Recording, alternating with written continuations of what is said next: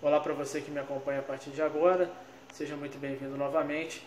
Vamos dar sequência ao tema que estávamos falando no vídeo anterior, que é o inventário.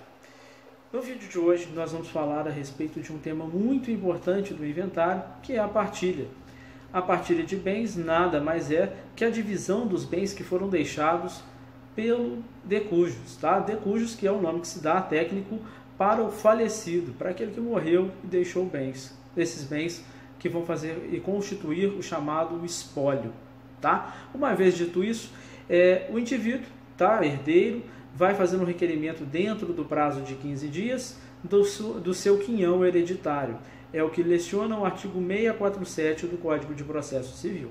Esse prazo de 15 dias, portanto, ele, assim como todo e qualquer outro herdeiro ou sucessor, faz o requerimento dos valores que entende devido das cotas de quinhões que entende pertencer a si. Isso é o primeiro ponto que tem que ser destacado. Outro ponto importante, as chamadas regras dessa partilha. A partilha obedece regras que têm 3 pilares: igualdade, prevenção de futuros litígios e a comodidade da divisão. O primeiro deles, a igualdade. Essa igualdade é no sentido formal, mas também no sentido material. Nem todo bem comporta uma divisão cômoda. O que eu quero dizer com isso? Imagine que eu tenho 2 herdeiros que queiram dividir uma única casa. Essa divisão seria 50% para cada, no nosso exemplo, mas vamos imaginar que essa divisão, na prática, fisicamente, não seja possível. Porque se eu atravessar uma parede na frente da casa, um lado da casa fica com o banheiro, o outro não, um fica com a cozinha, o outro não, um fica com o quarto, mas não fica com a sala. Isso é uma divisão que não é cômoda, é uma divisão que vai prejudicar mais do que ajudar. Nesse caso, então, a lei oferece como saída a venda desse bem, primeiramente entre os próprios herdeiros, um comprando da parte do outro, e no segundo momento, se caso nenhum deles queiram comprar, a venda deste para um terceiro interessado, tá? Essa seria a primeira tentativa. Então, perceba, essa é a primeira noção de igualdade. A prevenção de litígios é que essa divisão seja feita de modo a não criar um problema posterior. Como é que isso poderia acontecer? Vamos imaginar, eu faço a divisão de um determinado bem numa herança de dois irmãos, por exemplo. Um aceita ficar com a casa, o outro aceita ficar com o apartamento. Porém, por uma questão econômica, analisando-se apenas o valor venal de cada um dos imóveis, eles têm um valor próximo. Mas quando chega-se daqui a 2, 3 anos, se analisa a prática, os valores de mercado não são compatíveis. Já na primeira época que se foi feito o inventário, os valores já não eram compatíveis. E no segundo momento também não. A divisão ela tem que ser cômoda, tem que ser possível, tem que prever litígios futuros. Ou seja, não adianta eu dar a uma casa, dar a outra um apartamento, sendo que o valor mercadológico de um ou de outro, no momento da divisão, isso é muito importante ficar claro, ele é totalmente diferente por questão de mercado. Então isso vai criar um problema futuro, vai criar uma tentativa de anulação de partilha, situações essas que não podem ser toleradas. O juiz já tem que levar em consideração isso desde o momento da divisão. E a comodidade, que é a divisão de maneira adequada para cada um dos herdeiros. Um exemplo de comodidade também é muito simples. Imagine que eu tenha, meu pai falece, eu estou hoje numa casa que pertencia ao patrimônio dele e quero que essa casa faça parte do meu quinhão hereditário agora na falta dele. Eu atravesso uma petição no processo, peço ao juiz para que me dê a posse temporária daquele bem e já peço para que eu possa usar e gozar desse bem já desde o princípio e que ao final esse bem faça de forma definitiva parte do meu quinhão hereditário. É uma exigência que o Código de Processo Civil pede. Eu posso pedir o uso e o gozo antecipado de determinado bem, mas eu deverei, já de começo, dizer, olha, quero fazer o uso e gozo porque este bem vai fazer parte do meu quinhão hereditário. É importante lembrar da questão da igualdade. Esse bem não pode compreender o quinhão, por exemplo, de um outro herdeiro. Esse valor tem que acomodar completamente esse quinhão, esse imóvel tem que abarcar todo o quinhão hereditário de um só herdeiro, para que não haja desigualdade, para que um não seja beneficiado em detrimento do outro. Tá? Isso é muito importante. Outro ponto que a gente tem de mencionar aí, o direito do nascituro. O nascituro é um sujeito de direito de acordo com a legislação brasileira. Não vou entrar no mérito de quando começa a vida daria um vídeo próprio só para isso. Mas é importante dizer, o nascituro deve ter seus direitos resguardados, e aquele que geralmente a genitora, faz o requerimento de que no processo de inventário, para que seja reservado o quinhão que cabe a ele. No caso da partilha, a partilha não vai esperar o dia que essa criança vai nascer. Não é o objetivo da partilha, seria um atraso no processo, aguardar aí 9 meses para que isso acontecesse. Não, se reserva, se faz a divisão, respeitando aqueles créditos, aqueles itens que falamos agora, que é a comodidade, a prevenção de litígios e a igualdade, e o indivíduo vai separar o bem que cabe ao nascituro.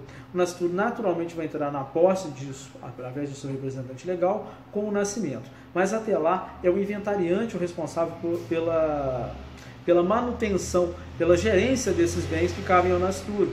E volto a dizer, a gente falou no vídeo anterior, o responsável pela gerência do espólio é o inventariante.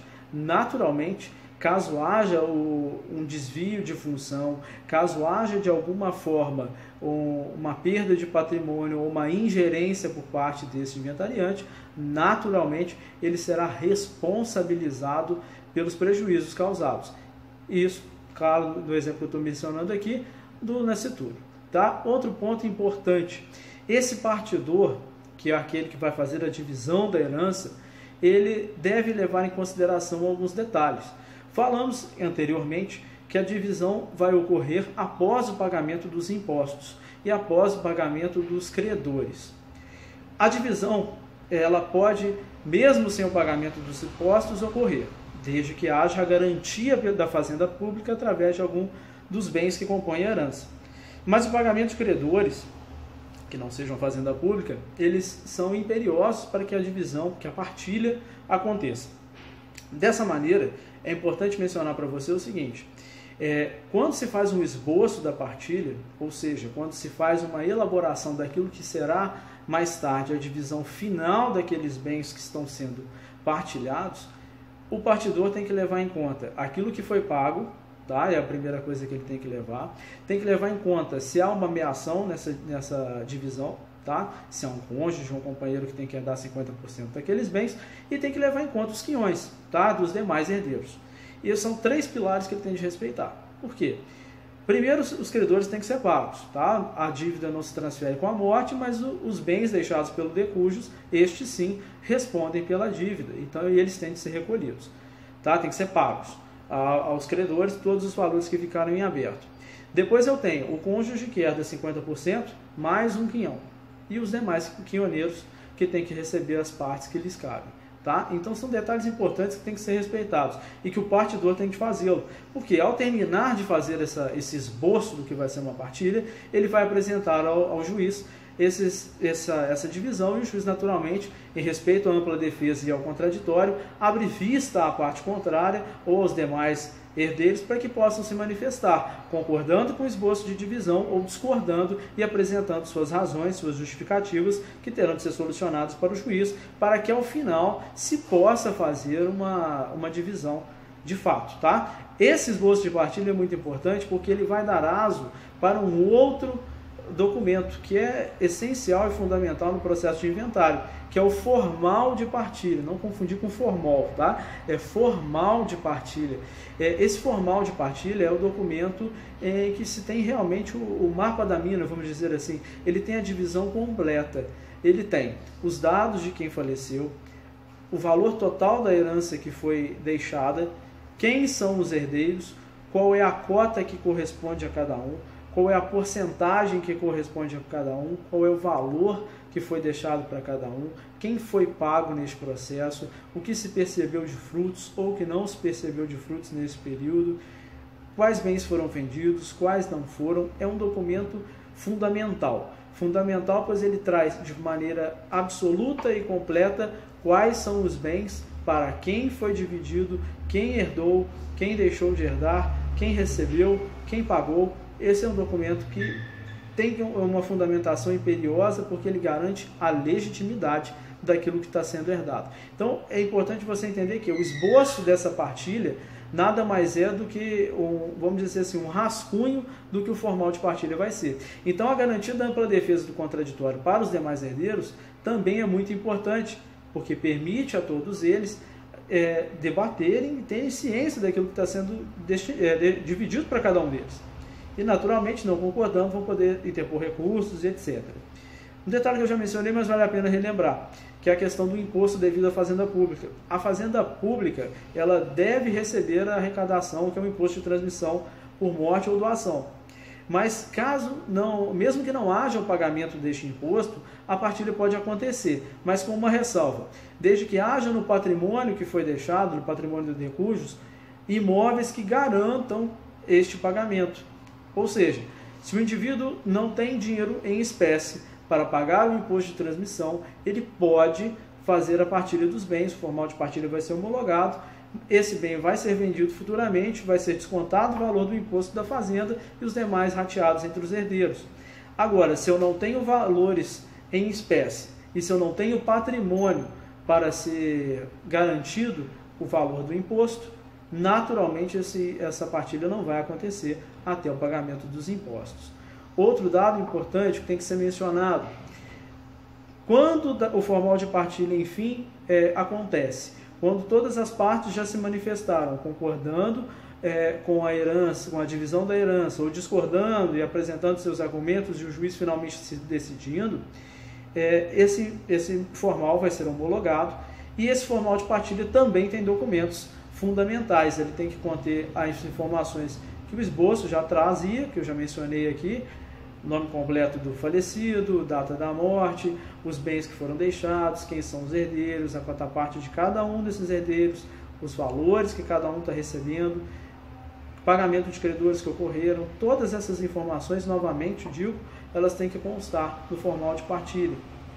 Outro ponto importante: que o formal de partilha tem que constar o pagamento dos impostos e uma cópia da sentença homologando essa divisão e trazendo, então, portanto, a finalização deste processo. E aí vamos fazer um exercício. Vamos imaginar que um processo de inventário ocorreu, houve a partilha, houve a homologação do formal de partilha e se encerrou o processo. Imagine que daqui a 2 anos se descubra que o falecido, que o decujus, deixou um terreno, ou deixou um imóvel, ou deixou valores que até então eram desconhecidos. Esses valores terão de ser divididos naturalmente. E o Código de Processo Civil não foi omisso com relação a isso, muito antes pelo contrário, ele foi totalmente ciente disso. E ele permite, portanto, que se faça a chamada sobrepartilha, ou seja, haverá uma nova partilha, seguindo os moldes do formal de partilha, olha a importância dele aí de novo, para que se faça novamente a divisão desses novos bens que surgiram. Naturalmente vai ter que ser garantido a ampla defesa, o contraditório, esses valores terão que ser divididos respeitando a lógica que foi estabelecida naquela herança e lembrando sempre daqueles pilares maiores que já mencionei anteriormente: a igualdade, a prevenção de litígios futuros e a comodidade dessa divisão. Isso tudo já tem que acontecer logo, em princípio, na sobrepartilha. Mas há outros pontos. A sobrepartilha pode acontecer de uma outra forma também, através de imóveis que são descobertos, através também de valores que foram ocultados, tá, por um dos herdeiros. E nesse caso, a gente tem uma outra situação, que o CPC também regula, que é a questão da anulação da partilha. Se em algum momento o inventariante ou algum dos herdeiros cometeu algum tipo de dolo, cometeu algum tipo de erro, cometeu algum tipo de abstenção que ocultou bens ou que veio a lesar o direito de um dos herdeiros ou de todos os herdeiros, pode ser feita a anulação da partilha que uma vez foi celebrada. E dessa forma, anulada a partilha, ela será novamente analisada. Mas há um fato ainda mais grave que o CPC traz, que é a questão da rescisão, rescindir por completo a partilha. Quando? Nessas hipóteses que eu mencionei, quando há dolo, quando há erro, quando há uma intervenção de incapaz, como tinha mencionado ainda, e quando há outras situações. Por exemplo, a desobediência de formalidades legais previstas. O indivíduo não seguiu o que o CPC fala, a ordem, recolhimento de impostos ou omitiu alguma informação que o fisco estadual pediu, isso ficou provado e levou a prejuízo a alguma das partes. Nesse caso, a partilha também poderá ser rescindida. Tá? E tem prazo para isso, esse prazo é de 1 ano contado a partir de quando? A partir do fato gerador, tá? No caso do dolo, da coação, no momento em que elas ocorreram, prazo de 1 ano, e nos demais casos, a partir dos momentos que isso ocorre. Tá certo? Essas são as primeiras noções que a gente tem que falar. Eu não vou esgotar o tema, naturalmente, partilha é um tema muito grande, mas essas são as informações iniciais e assim, das mais importantes, para que você possa se situar com relação a isso. Eu vou fazer um segundo vídeo, em sequência desse agora, falando de uma outra modalidade de inventário, que é a modalidade de arrolamento, tá? E falando das disposições gerais que também envolvem o processo de inventário, tutela provisória e outra série de elementos importantes aí pra gente. Tá joia? Até a próxima, até o próximo vídeo.